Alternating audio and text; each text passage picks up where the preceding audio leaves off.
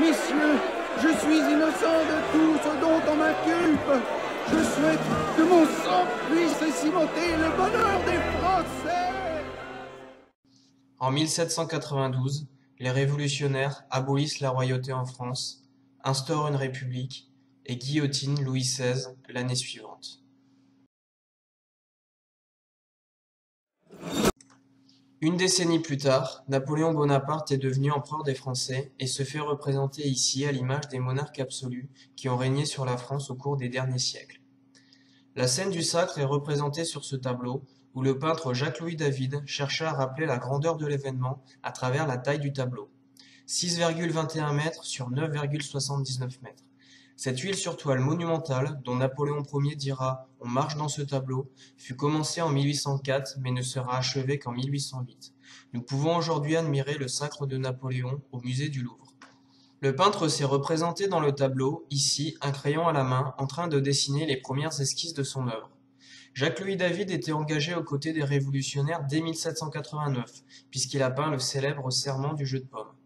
Il est arrêté en 1794 comme ami de Robespierre. À partir de 1799, il se rapproche de Bonaparte et devient le peintre officiel du premier consul et de l'empereur. Nous allons étudier ce tableau pour comprendre comment un homme va réussir à s'emparer du pouvoir et rétablir une autorité forte sur une France qui s'était complètement embrasée sous la Révolution. Pour cela, il faut revenir quelques années avant le sacre de Napoléon, quand il était un grand général d'armée, ici déjà représenté par Jacques-Louis David en train de franchir les Alpes en 1800.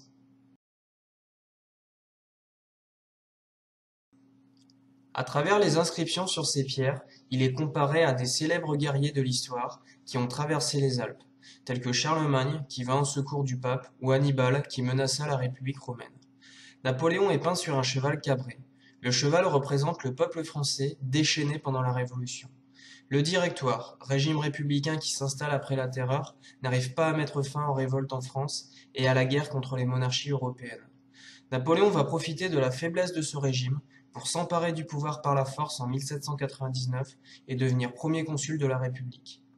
Mais Napoléon justifie ce coup d'État aux yeux des Français en montrant qu'il arrive à maîtriser ce cheval en colère. En effet, le général Bonaparte, brillant stratège et habile dirigeant, réussit à rétablir l'ordre en France et la paix avec les monarchies européennes. En levant le doigt au ciel, il invite les Français à le suivre. Mais attention, une autre représentation de Napoléon, en train de traverser les Alpes, nous montre qu'il cherche à utiliser l'art comme propagande pour glorifier sa personne et ses actions. Ici, il a froid, il est fatigué. Cette image plus humaine rompt totalement avec la représentation quasi divine que David a fait de lui. Revenons au sacre de Napoléon. La partie principale du tableau est cette zone éclairée. On y trouve Napoléon qui soulève une couronne. Il s'apprête à la poser sur la tête de son épouse Joséphine, qui est à genoux, tête baissée, totalement soumise à l'empereur. En effet, Napoléon est déjà sacré. À l'origine, le tableau devait représenter Napoléon au moment de son sacre. Mais comme le montre ce croquis de David, Napoléon s'est lui-même sacré, or il ne voulait pas diffuser une image arrogante de sa personne.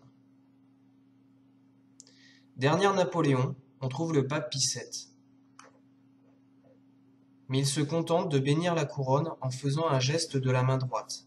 Même s'il joue un rôle secondaire lors du sacre, Napoléon a souhaité la présence du pape pour rappeler qu'en 1801, il mit en place un traité, appelé Concordat, qui apaise les conflits religieux, puisque le catholicisme devient religion de la majorité des Français, mais les autres religions sont tolérées.